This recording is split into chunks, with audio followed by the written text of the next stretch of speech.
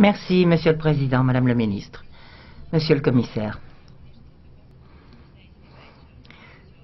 Au cours de ce débat, j'aimerais aborder une forme spéciale de corruption. Les intervenants précédents ont parlé du détournement des fonds communautaires, mais il y a d'autres façons de mal utiliser l'argent, par des manipulations des fonds communautaires.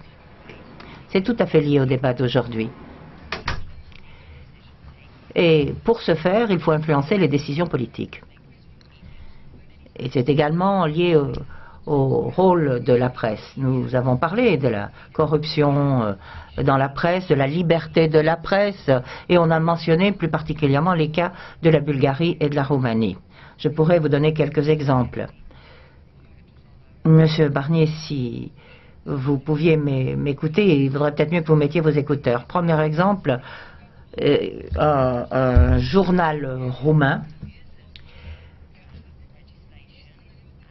qui a mentionné des abus des fonds communautaires. On aurait mis de l'argent dans des systèmes électroniques pour rendre plus populaires certains programmes.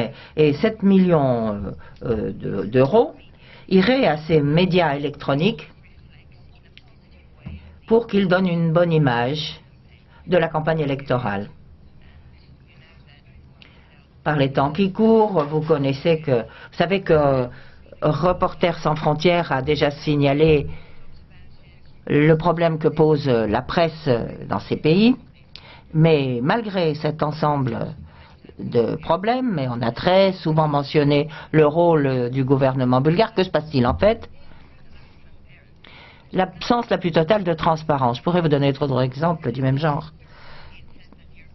On nous dit que la Commission européenne a demandé aux autorités bulgares de mener une enquête pour savoir pourquoi l'argent est allé à un certain transmetteur, à une certaine entreprise qui a organisé des clips vidéo